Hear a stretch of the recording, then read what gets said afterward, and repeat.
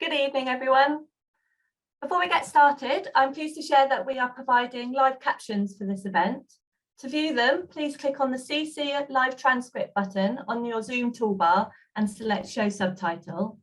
Please also be aware that this evening's event is being recorded and we hope to make it available on the Cambridge University Library YouTube channel next week. Hi everyone, thank you for joining Cambridge University Libraries this evening for a special event to mark UK Disability History Month. My name is Francesca and I'm the library's events coordinator. I will shortly introduce you to Lottie and Elizabeth, who are with me on the screen. But firstly, a little about tonight's event, the Changeling Face of Disability Representation in Children's Literature.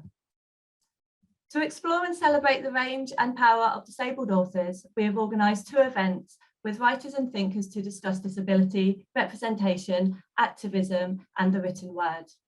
This evening, for the first of two writing disability events, our special guests will take a look at the representation of disability in children's and young adult fiction. Later, I'll also share details of our second writing disability event that's taking place in December. But a little about tonight's guests. Lottie Mills is a third-year English student at Newnham College here in Cambridge, and was the BBC Young Writer of the Year 2020.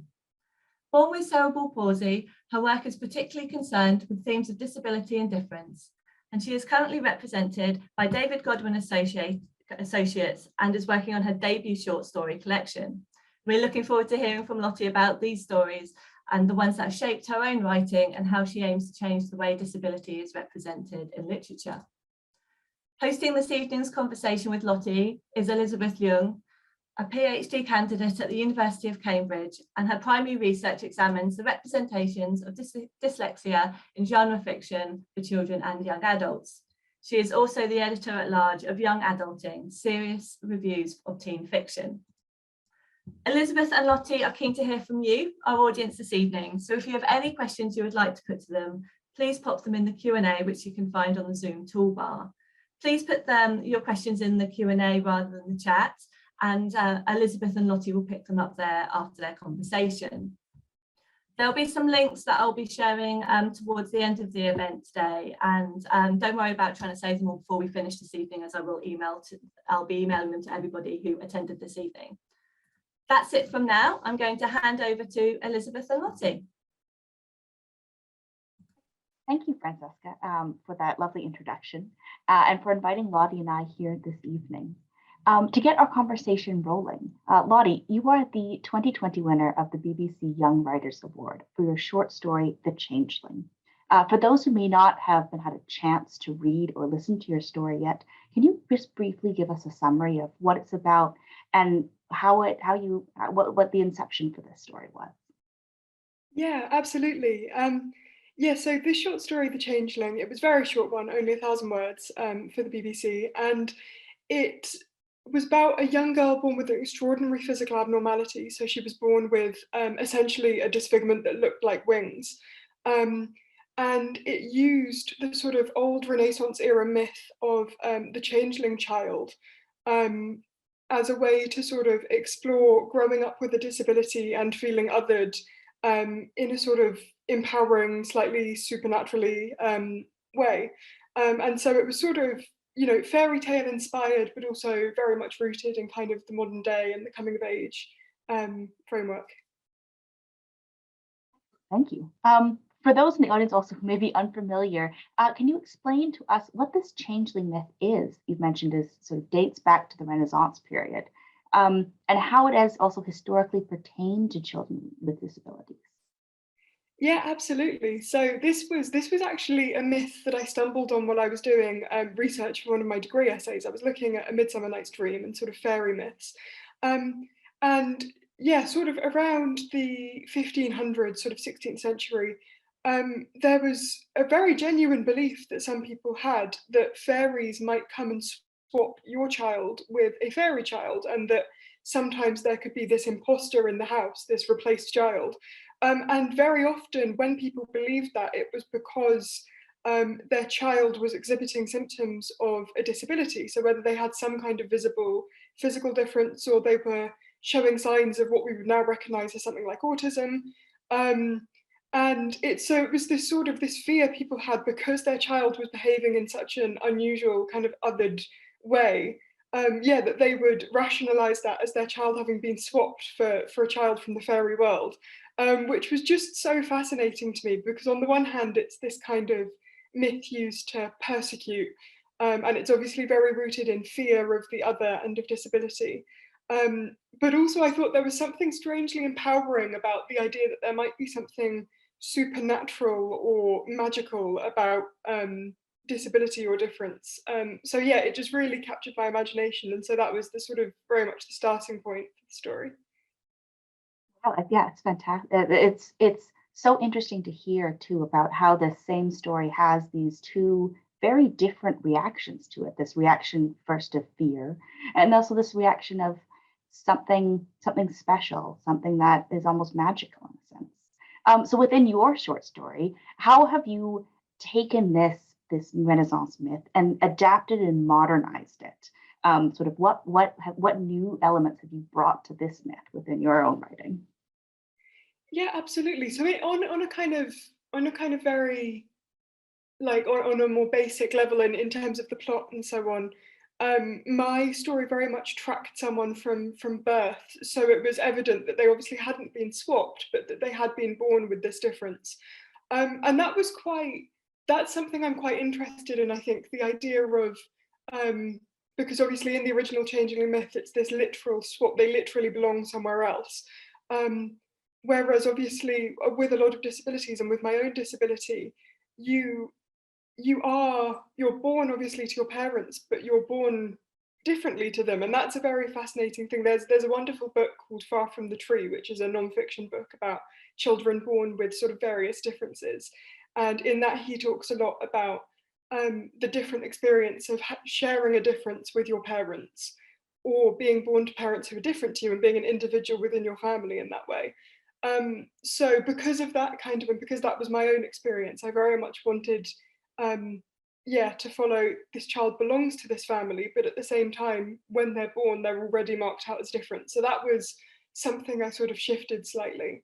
Um, and also, I think, sort of speaking more kind of like metaphorically, what I wanted to use the changeling myth to encapsulate, like you say, it's a very, my reaction to it was a very multifaceted thing, and as itself as a myth, you could take it so many different ways. And I thought that made it kind of perfect to explore how sort of changeable your own feelings towards your disability are when you're born with one. Um, I sort of in a relatively short period of time, I needed and aimed to cycle through just kind of the blithe acceptance of when you're a young child, and then the sort of tricky teenage years and how you can go through very difficult periods and feel quite resentful and all of this. But then also the moments of pride and celebration, and ultimately coming to be very proud of your disability and of what it represents about you, and sort of, you know, literally fully embracing that in every sense and fully coming into your own. And yeah, I thought the changeling myth, because it was at once frightening and empowering, and you know, it was otherhood, but it was also sort of this special distinction. I thought it was a really good thing in which to capture all of those very contradictory and kind of complicated feelings, if that makes any sense. Hi there. I think we've lost Elizabeth there for a minute. So I'll just give Elizabeth some time to hopefully come back to us. Lottie, I mean, I had the pleasure of meeting you, I think in 2019, when you were also a finalist for the Young Writers Award, the BBC Young Writers Award. And I just wanted to know, at the time you were writing that, you know, was it very much, did you go into writing to your submission very much from a personal point of view? Can you, oh, I think Elizabeth is actually back. So hi, Elizabeth. I am. Yes, I'm so sorry. My internet must have hiccuped for just a moment there. That's fine. Lottie, ignore me. I will hand back over to Elizabeth. I'm so sorry for anything that I've missed in there. The one day we need the internet to go smoothly and it just decides to have a moment. Sorry for picking up from the last part that I heard, and my apologies if there's any repetition. So you were talking about one of the things that really struck me was your idea that as a person with disabilities, your own thoughts about your disability change over time as well, and that you interact with it in different ways at different stages of your life, and at different times and different emotions in your life as well. You'd already talked a little bit in brief about how your own experience has also sort of influenced the story. What other sort of influences to your short story or your writing in general has your own lived experience brought? Yeah, I mean, it's interesting actually, because it does affect it so much, but it's not until I've been sort of writing on and off since I was quite young, but it's not until I wrote The Changeling that I sort of really considered disability at any sort of major length, or in sort of depth. It was something that it took me a while to be able to find the right words for. And I think part of the reason that I've gravitated towards sort of short stories and short story collections is that you can, again, you can take all of that complexity and take many approaches to it at once, which is very fitting. And yet other ways that it shaped me, I mean, I think on the kind of most basic level, the sort of childhood I had where I was maybe slightly less able to do physical things meant that I spent a huge amount of time reading, truly ridiculous. And I think that was very much to my benefit, you know. I mean, I'm obviously here studying literature, so it's a kind of lifelong love. And yeah, and just thinking kind of, I have a bit of an obsessive tendency really with fictional things that capture my imagination. I tend to think about them really, really deeply and kind of study them from every angle. And I think that's something that's been so fueled by just the situational elements of my disability. And also I think I was sort of, when you're a child growing up with a disability, you spend a lot of time around kind of adults, you know, in hospitals and with doctors and so on. And I think as a writer and as a, particularly when I was a young child, I developed sort of a real interest or a desire to tackle the things in life that I didn't quite understand or that were a bit scary or a bit dark. And to sort of look at the things that make people really frightened, because that is what you see some of when you're in hospitals, for example. You know, you see the things that frighten even adults, you know, those kind of big universal fears. And yeah, and I, as a writer, I kind of, and a reader, I was really interested in sort of slightly scary things. I was very into sort of the Oxford Book of Nasty Endings, you know, those sort of nasty short stories with a twist and that sort of thing. Which was it was very contradictory to my personality, because I looked all sweetness and light, but I also had this kind of, yeah, interest in the darker side of things. And I think that's really fed into what I look at in my writing. You know, when I find a myth or a story that I'd like to rework or use in some way in my work, it's very often that it's something frightening, and I like to look at it and I think, well, what's the fear there? What are people really scared of, and how can that be sort of looked at from the other angle? Yeah, particularly if it's kind of a story with some kind of proverbial or literal monster. I sort of have that urge to, you know, almost empathize with the baddie and look at it from the other way. So yeah, it's that definitely, I think, was something from my experience growing up. Yeah, certainly. Yeah, I mean, there's, with all of these other, especially like, you know, being in these, like in a hospital, in other situations, this unknown, I completely understand how you can sort of, you know, diving into a book, there's a comfort even when the book is scary, there's still this comfort in that. And speaking as well of sort of taking these stories and always thinking about them from the other angle, like what about the baddie and all these things. Your next project, I know, is looking at a collection, is working on a collection of modernized folk and fairy tales. Can you talk to us a bit about, firstly, what we can possibly expect from your collection, as well as how you've used this sort of adaptive power and how folk and fairy tales really sort of beg for this adaptation in every retelling, and how we see it, all these adaptations constantly all the time. Can you speak to that? Yeah, absolutely. So I'm working on a sort of, I was laughing about it with someone the other day actually, because I was saying that in this collection I'm writing, I've set myself almost no rules. So I'm very bad at sticking to like one country's mythology or one kind of folklore. So it's a real, I've got a bit of a disparate range. It's kind of, there's a lot of English folklore, like the sort of fairy things, and there's a couple of Grimm fairy tale inspired stories. There's a tiny bit of Greek mythology.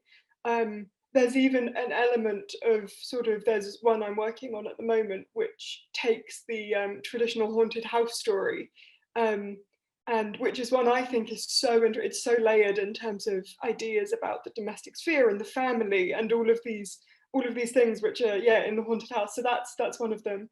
Um, and yeah, and you're right, these stories, sort of fairy tales and folk tales, they have such an adaptive power.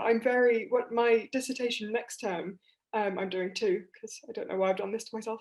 But my dissertation next term is about Angela Carter, and she's an inspiration for me because she was a real master of that kind of adaptive power of fairy tales.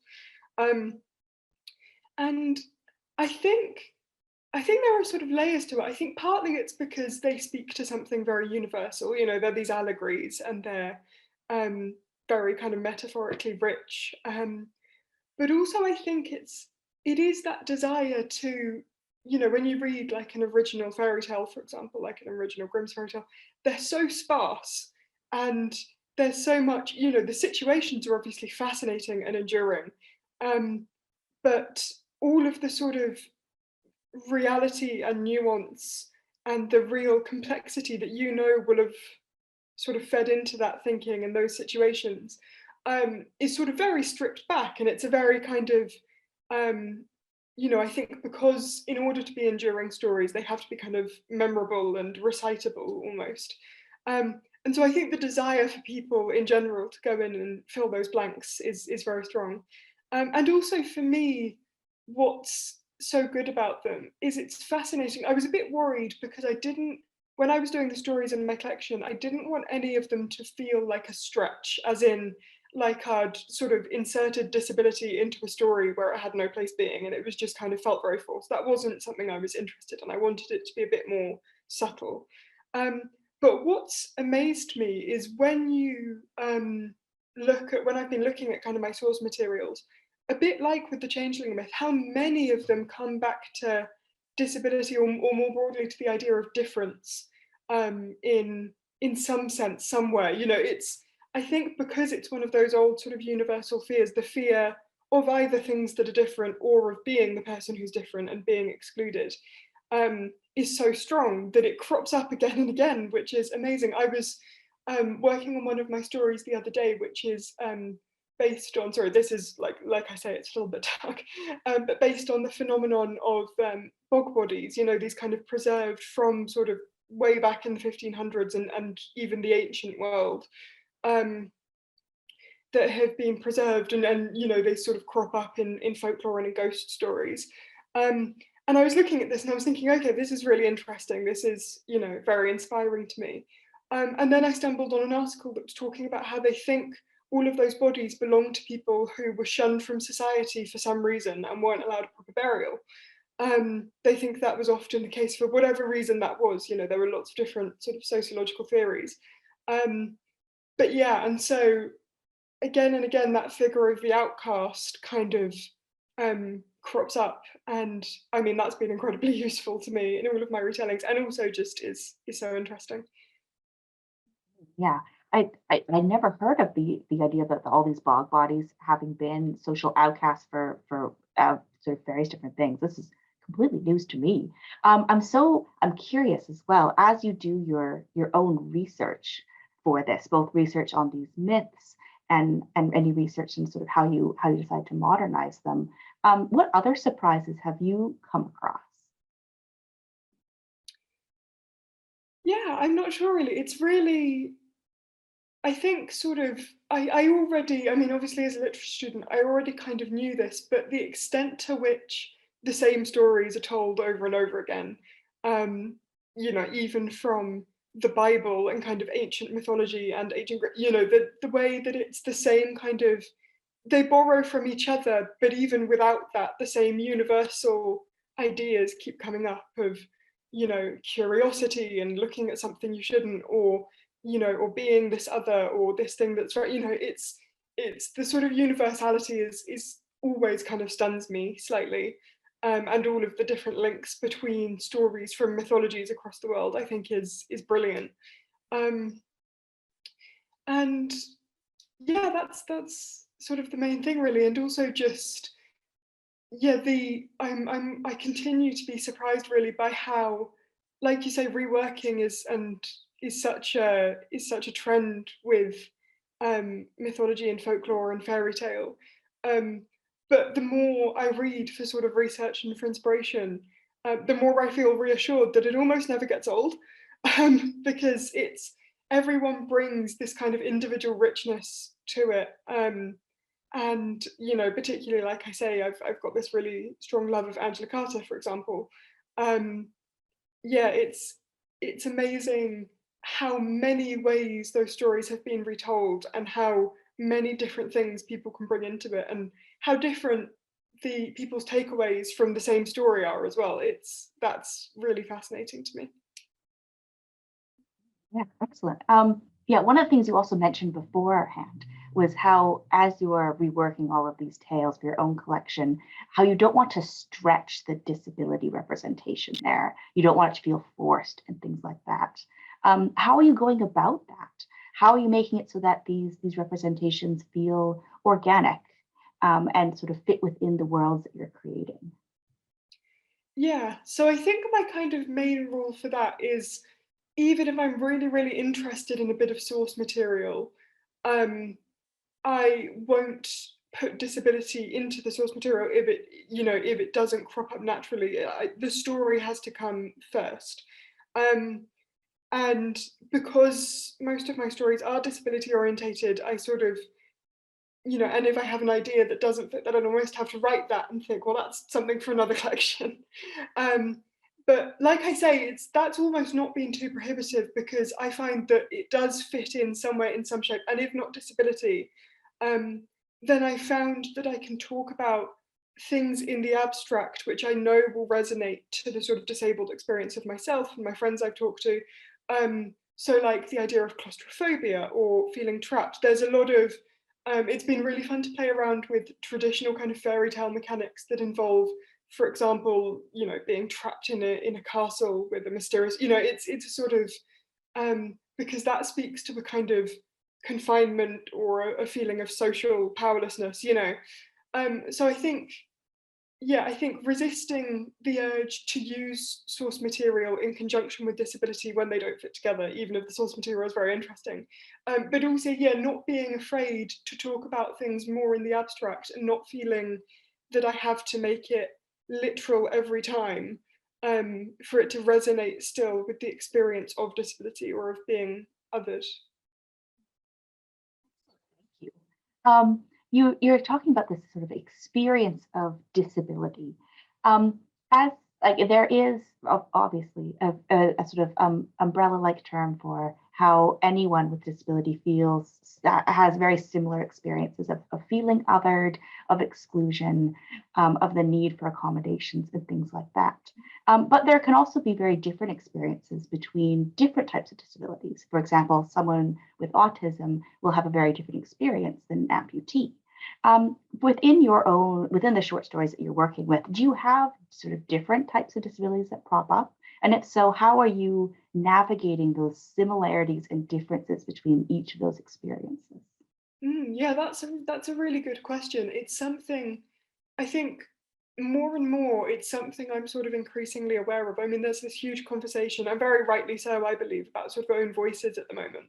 Um, so sort of making sure that the stories I do tell are kind of true to people's experiences and very respectful of the differences between different kinds of disability.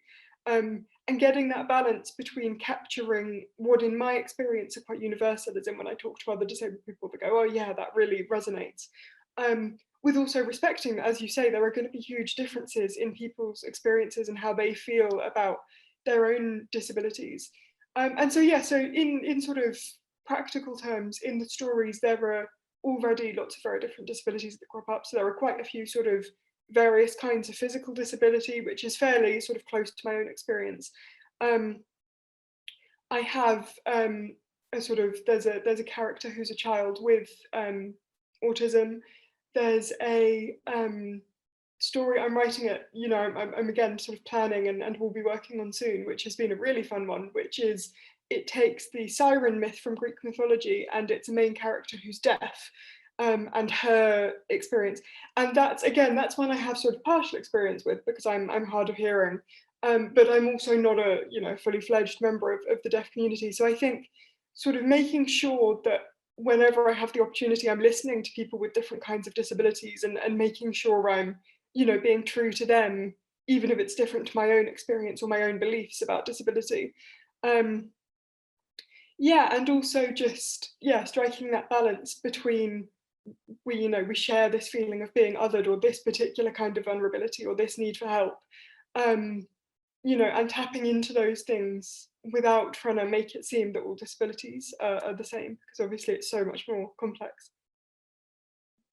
Thank you so much for sharing that experience too. And yeah, your own sort of the fine line of how much do you understand and how much do you need to ask people. I know there's a very famous saying in the disability community: nothing about us without us. Making sure that all voices are sort of considered, especially when you want to write respectfully these populations that for many years haven't been written respectfully. Going back to a few questions ago and literally in our conversation, especially when you're talking about here writing not one but 2 dissertations this year, reading, whether or not it was what you read as a child or a young adult or what you're reading now for your English literature degree, how have all these works influenced your writing? Are there some that really stand out as authors you admire for either their writing style or the stories that they tell? How has your reading shaped you as a writer? Yeah, absolutely. I mean, so many texts and in so many different ways. I think the one I always talk about as kind of my first moment of really becoming like an obsessed reader and an author who still inspires me to this day is that my mum, when I was about 8 or 9, so probably not the age of the target audience for the book at all, gave me a copy of The Chrysalids by John Wyndham, which I suppose you could call a young adult novel, really, or an adult novel, but which is obviously, if for anyone who hasn't read it, it's a post-apocalyptic novel about a very restricted society in which they're trying to essentially shun babies and children and people who have physical abnormalities of any kind that are cropping up. And they have this absolute terror, this kind of very zealous, sort of quasi-religious hatred and terror towards difference of any kind. And I mean, sometimes I tell people this story and they go, interesting choice for a disabled 9-year-old, but it was transformative in such a good way. That really, it really captured my imagination and those themes, because again, it was that oddly empowering thing of this kind of very complex feeling of pride that I would have been one of these exceptional people that this story was about and their kind of journey for survival. And this celebration of difference, really, in the way that those characters are portrayed in the story. And it just resonated with me so deeply. So that's always stayed with me. And then kind of more like in my university studies, all of my friends will be able to attest to the fact that I sort of fairly recently in the last few years have been very interested in Lord Byron, because not many people know that he himself had a physical disability in his legs. And I did a dissertation last year on a text he did. And again, this is one I'm actually hoping to use as inspiration and kind of rework in one of my stories, because he did this unfinished play right before he died called The Deformed Transformed, which was about a man with disabilities who essentially sort of makes a deal with the devil for the perfect body. And then everything that comes out of that. And in that play, he says this speech that begins with, deformity is daring. And again, it was that kind of defiance of, yes, I am very different, but that's wonderful, which is sort of fueled.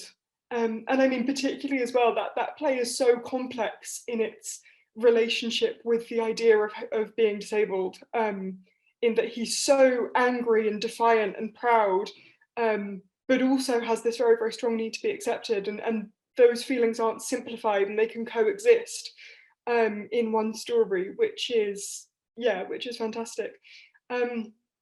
So yeah, I think, but when you look at even the books I was into when I was quite a young child, I recently did an event for the UL speaking about Wonder by R.J. Plessio, which was one of my favourites when I was young, which was a boy with craniofacial abnormalities, and a sort of very sweet children's story about him, which again, although it was in many ways an experience of disability very different from my own, I remember reading it at the age of 10 and thinking, this is just like reading my own diary. All of his feelings about being different were at that time, interestingly, when I came back to it, not so much, but at that time really resonated with me.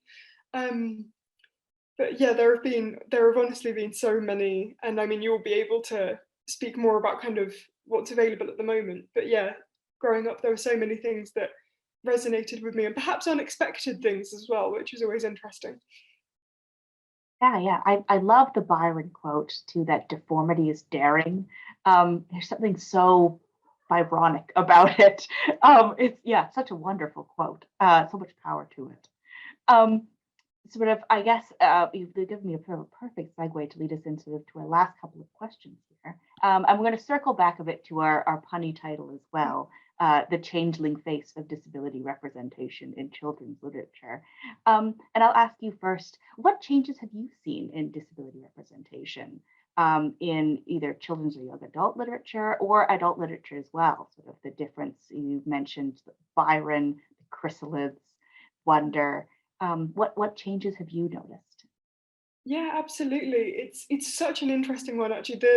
Again, so many dissertations, I'm sorry, but the one I'm working on at the moment is looking at the sort of spate of classic children's literature in the early Edwardian times, like Secret Garden, What Katie Did, Pollyanna, Heidi, all of these things that I think people still and regard as classics, and they do, they do have that sort of endurance.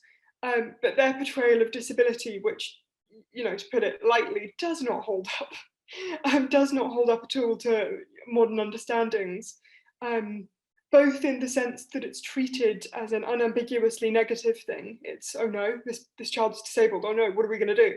It's an unacceptable state for someone to be in, but also in the fact that the sort of happy resolution at the end of the story is this miracle cure.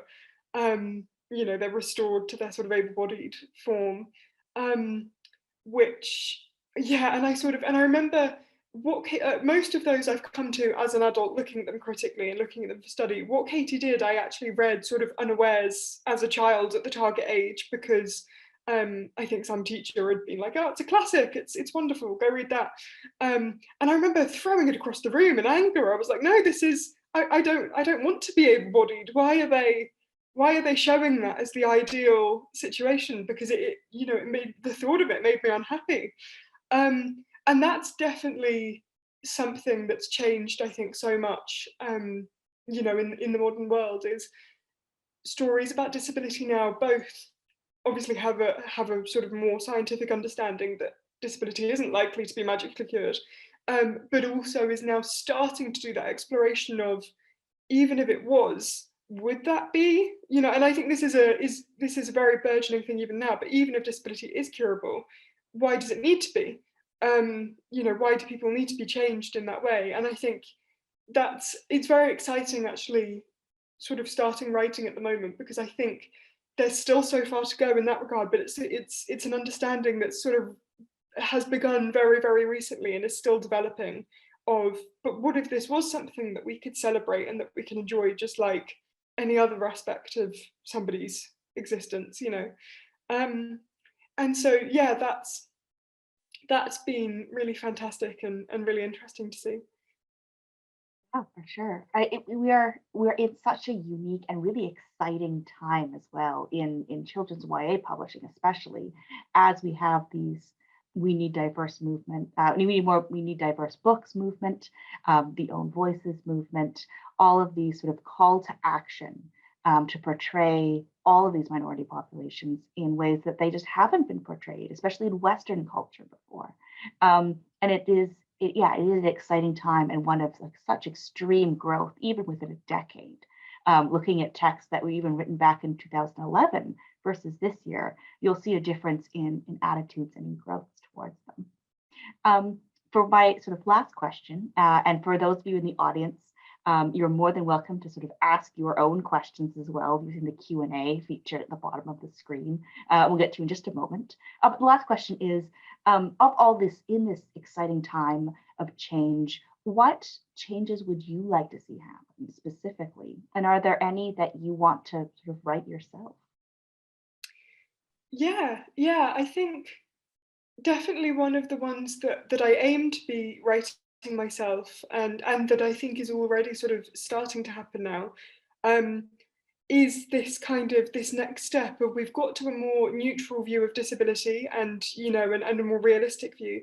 And I'd kind of like to take that one step further into a positivity towards it and a celebration of it, and that kind of very complex thing of simultaneously being able to recognize the difficulties and the sadnesses and the frustrations as well of a world that isn't set up for you, whilst also celebrating that spirit of deformity is daring, that thing of it's there can be a kind of exceptionalism to it, which is and to get and even if you can get rid of your disability, why would you necessarily? I think that's kind of where it needs to go next, and that's something I'd very much like to include in my writing going forward.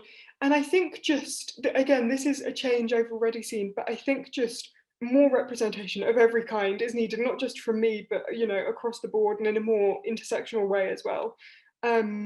Sort of, just I think there needs to be there can be many kinds of stories at once. There can be very casual representation where it's just a disabled character or a character of color or whoever, in a sort of that they just happen to be there and it's just not relevant to the story, and also stories that explore those identity ideas kind of in more depth and give sort of space to those narratives. And I think both of those kinds of representation are very important. So that's something that I think is going to be very much a collective effort of sort of writers generally, but also if I could be a small part of it in some way, that would be amazing. That's so wonderfully said. I feel like all writers, everyone's a small part of it, and that's how we make movements. Is that everyone pitches in and everyone writes towards a better future.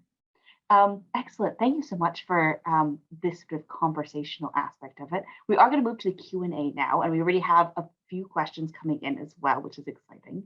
I'll read them aloud as well, but if anyone would like to see, they are available in the Q&A section. I believe you're able to read them as an audience member as well. So we have our first question from J.E. Sulk. It's a question for you, Lottie. I am a person of color who is critical of superficial tokenism in representation by white authors, but far worse for me is complete erasure. Like reading otherwise great books, but wondering what did these characters ever even see a non-white person on the street? Not ever. In your opinion, for authors without disabilities, how can we best avoid erasure and tokenism of people with disabilities, and to avoid the issue of not having the right to tell the story? I believe sensitivity readers are an important part of the process, but often come too late in the publishing process to make a foundational difference. Thank you so much for your thoughts. Yeah, this is such a good question, and it's definitely something I've struggled with sort of myself in my writing, of how to make sure that my writing is, reflecting the full diversity of the world and not erasing huge groups of people. Because you're right, it's such a sort of, often there's a gaping invisibility of one group or of more groups of people. And while also, not sort of talking over those authors or those experiences that aren't your own and getting it wrong. I think it's very much a fear that everyone has. And it's such a tricky one. One of the best bits of advice I've heard kind of about writing outside your own experience, if you like, or writing about disability, for example, was someone said, writing disabled characters is wonderful, and just putting them in there. Like I said, there's kind of two kinds of representation, really. There's stories about the disabled experience, and then there's stories about, whatever, dragons or, whatever it's about, that just so happen to have that much more casual, much more normalized disability representation in.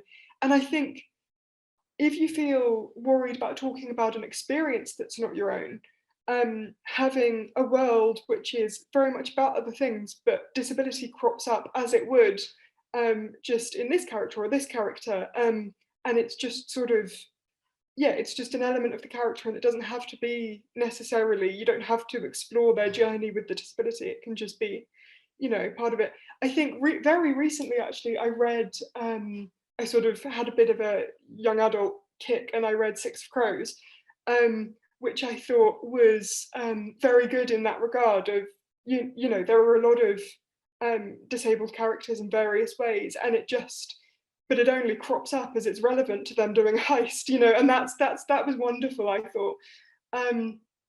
So yeah, I think sort of I think writing disabled characters without necessarily feeling that you have to write about disability is also a really important part of representation if it's not your experience.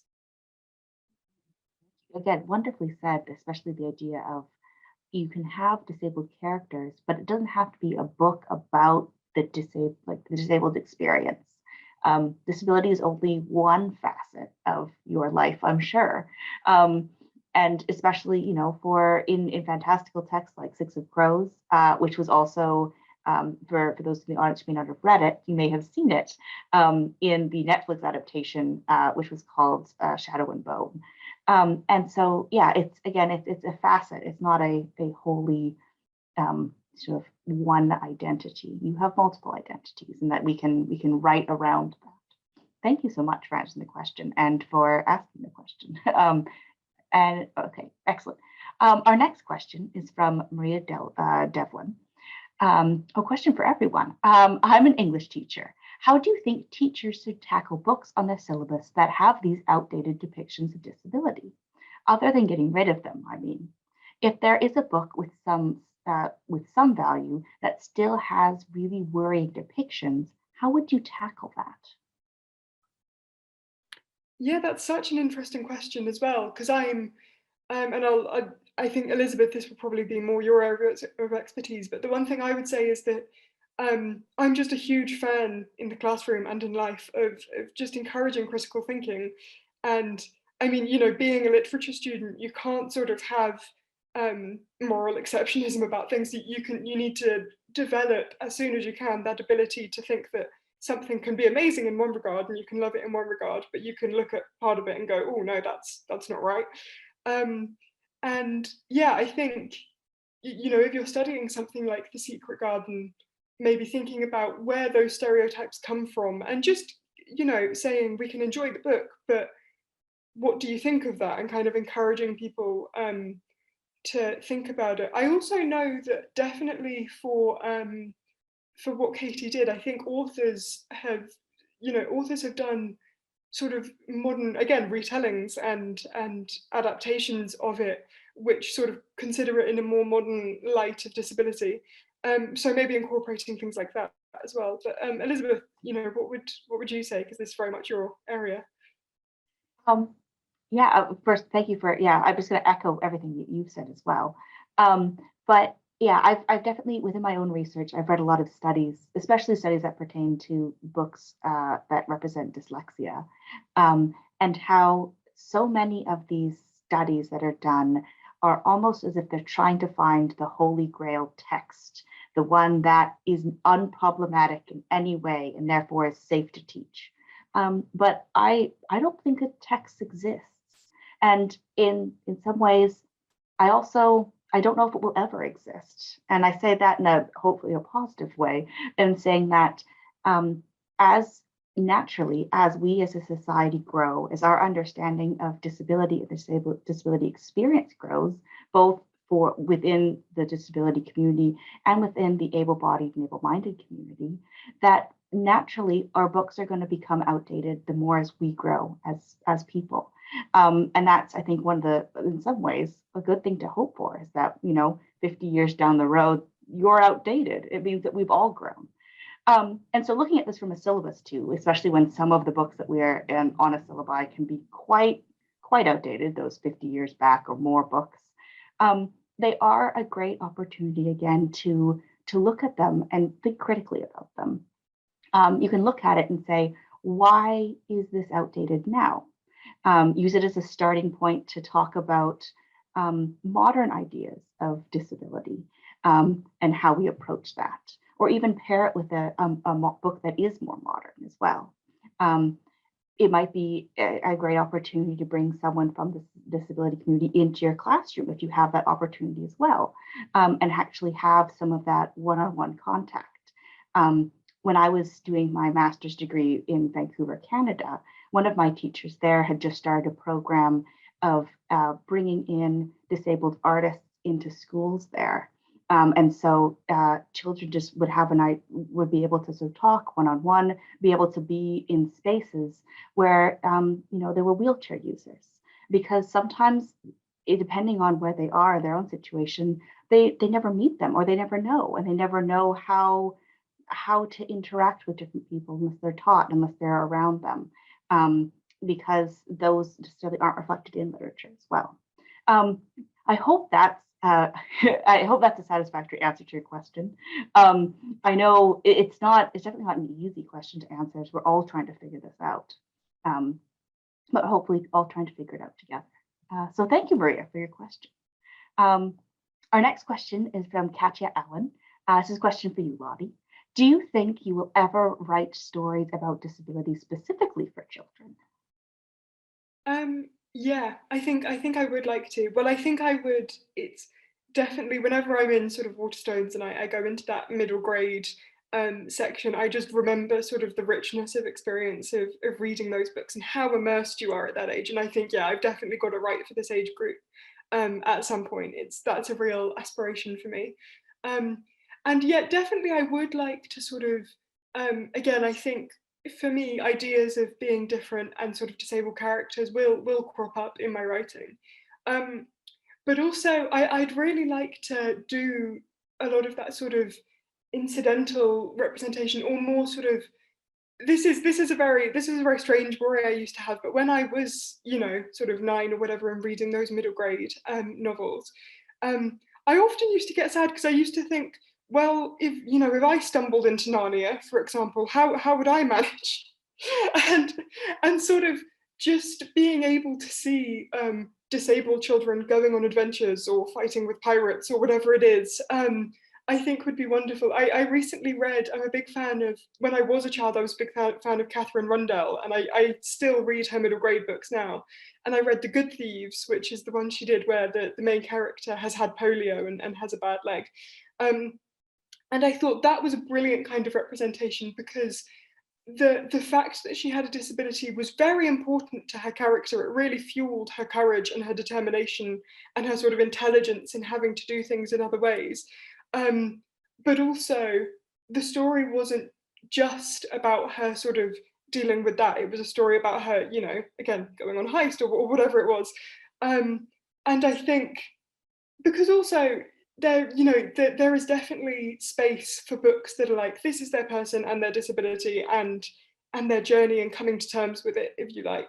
But also, yeah, disabled children are just as interested in circuses and pirates and mermaids as able-bodied children. And I think just being able to see disability being incorporated into those kinds of adventures is also something I would love to do. Yeah, who isn't a fan of pirates, circuses, and mermaids? Those are pretty great themes. Excellent. Thank you so much, Lottie. And yeah, these are definitely stories to look forward to. And I look forward to reading them when you write them. Our next question is from Bethan Holloway Strong. It's a question for both of us. What do you think about the intersections between language and disability, both in literature and in everyday life? I know there's been a lot of discussion about person-first language and the relationship between language and identity. Lottie, do you want to answer this first? Yeah. This is a really interesting one in terms of sort of the discussions that are happening online and just in the world in general. Because there is this strange disconnect in the world at large. I think in an effort to maybe be sensitive or sort of good intentions, is very much going for person first. So it's a person with a disability. But I personally, I prefer. I'm not, I wouldn't sort of get upset either way, but I very much prefer I'm a disabled person. Firstly, because it just sounds less clunky, but also because I think they're a person with a disability. Their disability doesn't define them. Yeah, but to me, that almost feels sometimes as if people are a bit scared of the idea of calling somebody disabled, or they think being disabled is a bad thing. And my kind of main focus in terms of language is just to reassure people that that's not the case. Disabled is not bad or sad or scary. It's just, it just is what it is. It's just a descriptor, the same way, I'm a woman, for example. It's just a category of person. So yeah, but also the thing that frustrates me sometimes about those conversations is they would very much be solved if people would just listen to the disabled person and listen to what they want, because at the end of the day, that's the best way to know, is just, if you're talking about a particular person, go up to them and say, by the way, what do you prefer? Because again, it's that nothing about us without us philosophy. It's kind of, it's something that I think should be led by the people themselves, in my opinion. Yeah, excellent. To echo again everything that you've said as well. I it's interesting, sort of again, this discussion of person first language versus identity first language. The idea of I am a person with disabilities, person first, or I'm a disabled person for identity first.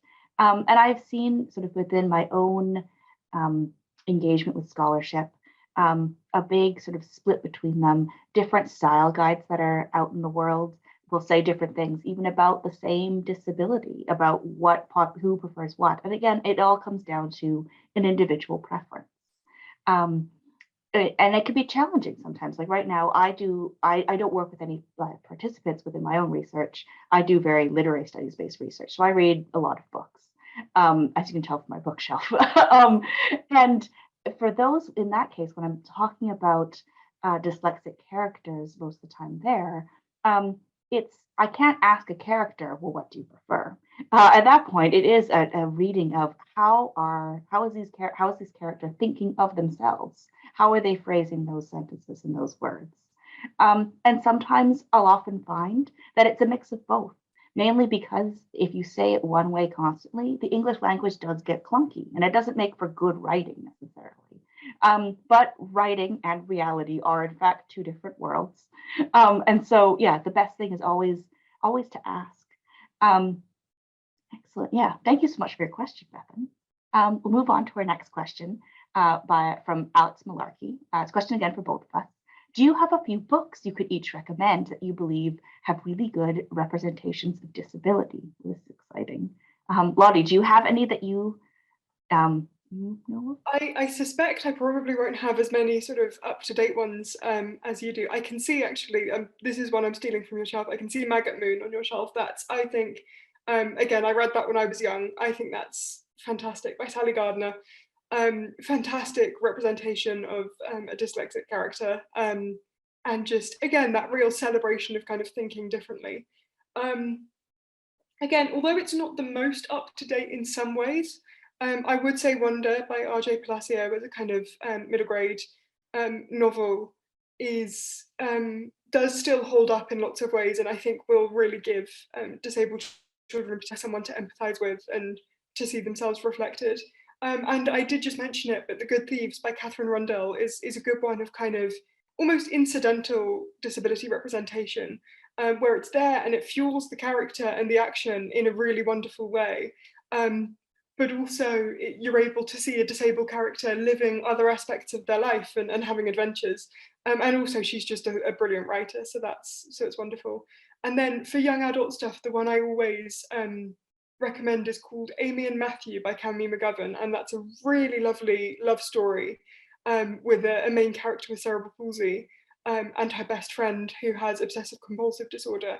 And yeah, and sort of having slightly experienced both sides of the coin with that one, I thought it was written really beautifully. Yeah, so those are mine, but Elizabeth, you'll have the sort of more up-to-date information. Yeah, I'm going to limit myself to just a few, or else I could talk forever about this. So one of the ones, which especially it connects really well to our talk as well, but The Changeling, is The Nest by Kenneth Apple. And it is another rewriting of the Changeling myth. In this one, the characters, the sort of Steve, who's an 11-year-old boy, he has a baby brother who's born, and they don't think he's going to live. And the sort of angelic wasp queen visits him in his dreams and sort of gives him the bargain of saying, like, we can make your brother better by replacing him. And it's this rewriting of the Changeling myth that just really, it's such a, I love this so much. This is a great one to pick up.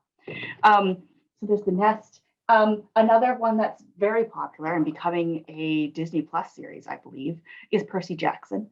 All of the demigods in Percy Jackson have both dyslexia and ADHD, and it crops up in their own understanding of the world as they go and, save Olympus. Everything a 12-year-old wants. Oh, geez. Okay, my last one is speaking again of characters where, who are sort of incidentally disabled as they go on adventures. Stronger Than a Bronze Dragon. It's written based on Chinese mythology, and it has all the adventure you want. There's a thief, there are shadow creatures attacking, there are mechanical flying dragons, and the protagonist just incidentally is dyslexic, but in a world where you don't have that same terminology for it, just a frustration of being unable to read. So those are my very brief three. And I think we have time for one last question. This one's from Carmen. It's a question for you, Lottie. I'm currently a PhD student, and I plan to partly address disability in my thesis. How would you feel about your text being analyzed in academia? Ooh. I would be delighted. I'd be delighted if I'd, got that successful that people were analysing my text. It is a strange one. Just I had in a supervision last year, I had a very funny experience where we were talking about rewriting fairy tales, and a supervisor kind of mentioned my story, and I just gave an explanation of what it was about. And then the supervisor said, if we apply the theory of death of the author to Lottie's story, and I said, but you can't apply death of the author when I'm sat here.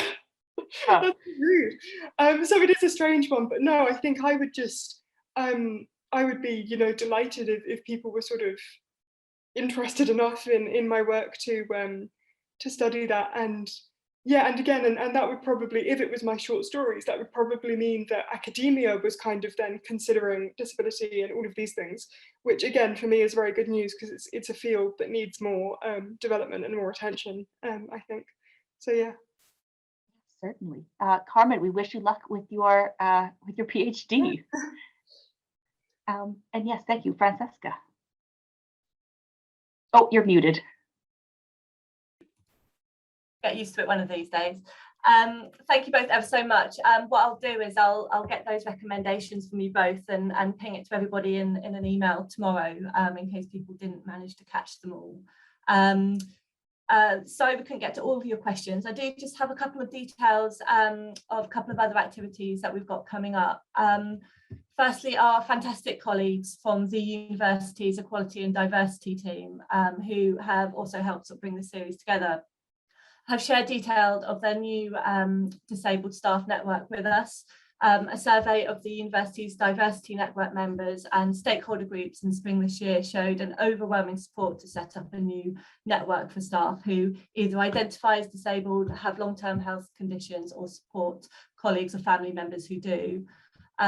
All staff of the university are welcome to join their launch event, which is going to be held on Zoom on Friday, the 10th of December, and details of which I'm just popping in the chat now, along with another link, which I'll get to. So if you want to go along and hear about those results and get involved in shaping this new support network, then please do come along. And secondly, just earlier this evening, I mentioned that this is the first of 2 talks as part of our Writing Disability series. The second is being held in December, and we'll be joined by Vicky Refford-Seenot, who's in the audience, I think, today, who's a disabled theatre and screenwriter and director, who will be talking to Molly Carlson, who I think has also joined us, who is a MPhil student at the Centre of Film and Screen at the University of Cambridge, and is focusing on depictions of disability in the media. Their event, Shifting the Lens, is being held on the 14th of December, and I've shared a link to registration for that in the chat as well now. So that's all from all of us. Thank you ever so much. Just a huge thank you to Lottie and Elizabeth for agreeing to be part of this series and joining us this evening. And also thank you to everyone for their excellent questions, and we hope you enjoyed this evening. Thanks ever so much, everyone. Thank you. Thank you for having me. It's fantastic.